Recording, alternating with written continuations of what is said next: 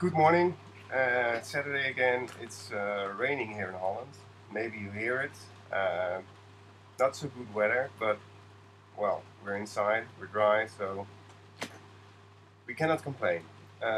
Today, not a how to make because of I have a small injury on my hand. Uh, it's all well, it's all fine, so just another scar to add to the list.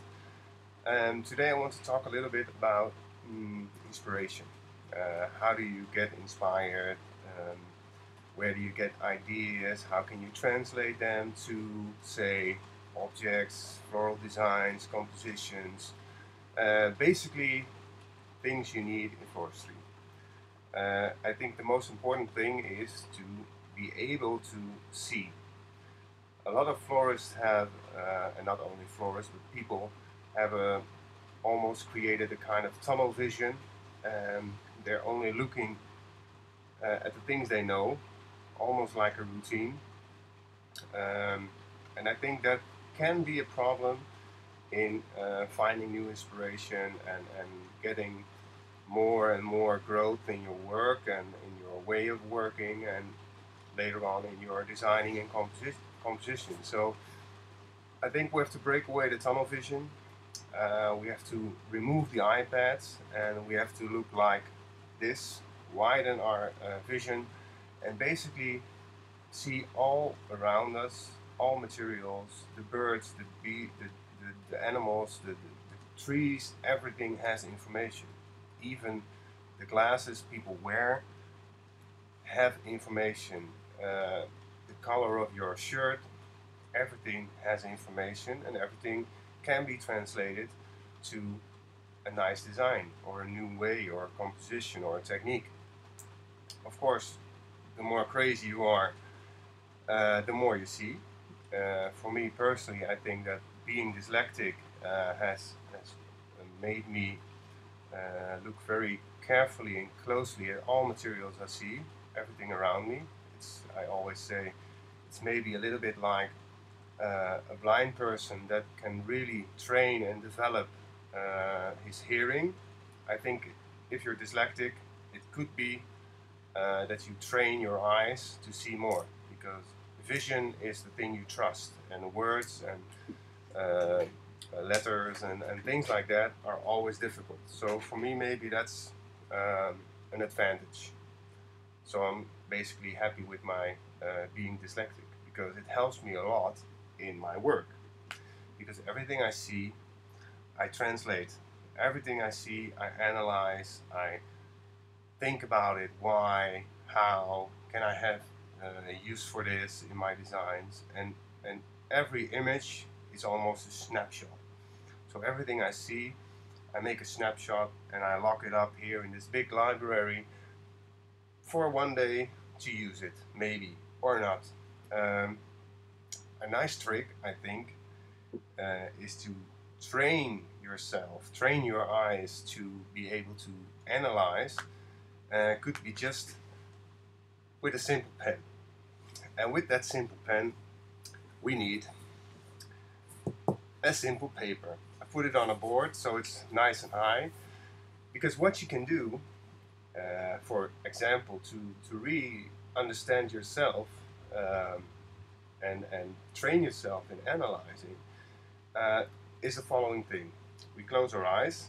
You have to, of course, feel where the paper is, but I close my eyes and I just go without thinking, do something. That looks really great, I think, because this can help you in for example, knowing what you like. Do you like more the round shapes, or what also could happen if you close your eyes is that you're more like, let me see where's the paper, more like this. This is more straight lines, sharp edges, and it's a difference, and it can tell you a lot about yourself and what rhythm you have when you close your eyes, think of nothing, and just let the pencil go on the paper. We have now a very nice artistic design. not yet. Because now is the trick to analyze and see the lines you need to see. It's almost like Ikebana, where materials get the power they need, and sometimes you have to remove a little leaf, or sometimes you have to add something to really bring something up to a level. So now we take our nice big stift, and what we do with this is we're going to have a look. I hope you can see it. We'll turn a little bit like this. We're going to see what has happened in this amazing drawing that we've created.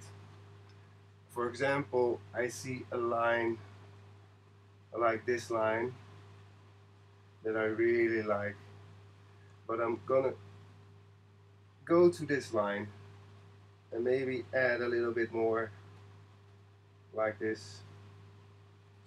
And this is of course difficult because normally I'm drawing it on the table, but for example, this is a nice trick, and I did this a lot of times in school, just playing with myself and trying to train myself to analyze lines, or to analyze things I see, and can I bring out of all the things you see, can I bring out a shape, or can I put something that I see more important and lift it up. Well, this could be a trick, and of course you have to bear with me because I'm drawing not in a natural way now, because I'm sitting a bit strange and maybe it looks a little bit strange, but I will try. For example, this for me is a very interesting shape because you have a nice movement going on, and there's a nice curve inside here. So this could be, for example, a design that's interesting for me to transform to a composition. For example, we add a nice metal pin on it, like this, and we give it a nice pedestal to stand on. So this is just a nice metal. This is really tricky to draw upside down, and well, I'm having fun. So this is our pedestal of metal. We can integrate some nice tubes here, so you see the top of the tubes, and basically we can carve out this shape, say from fluorofoam or from styrofoam, or we can make it flat.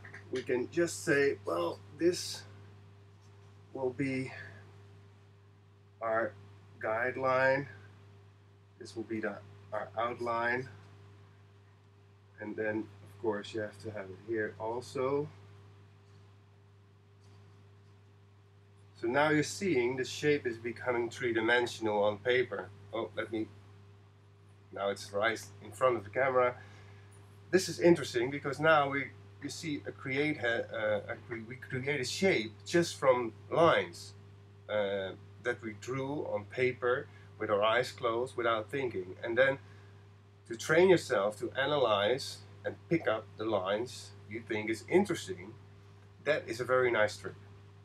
And it can help you in finding ways, new ways to create, because we forget the tubes here because we are ready. So, and the tubes are going here, of course.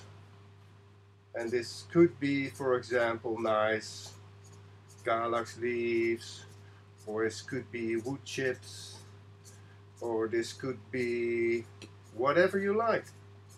And of course you search for the technique that you need to fix your materials.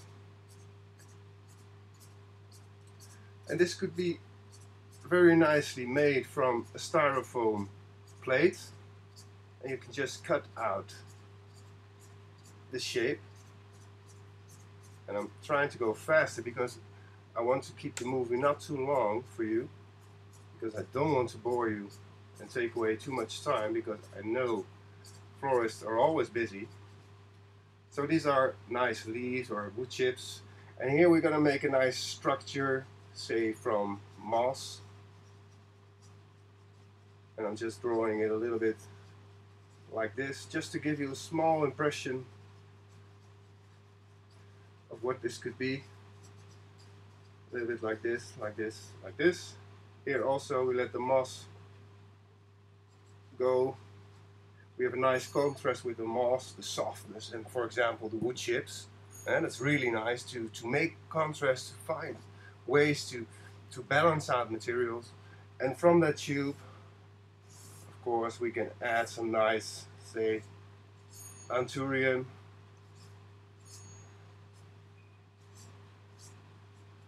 Like this, and maybe a nice other flower. It needs to be discovered yet, because this one I don't know. But this is still an unknown flower, so let's call it Pin. Nice name for a flower, I think. And maybe some nice orchid roots going like this. And you have a nice design. It's easy, it's fun, and it helps you to analyze lines, to help you to analyze your work, your drawings, to train your eyes to see and look in a different way at all the things around you. So I think I'm gonna make this one day, because this is a real pin design. I hope you have fun. I hope you have a great weekend. Thanks for all the lovely words on my injury Thursday. Keep enjoying, keep smiling, and I hope to see you next time, and just have a great weekend. Cheers to all.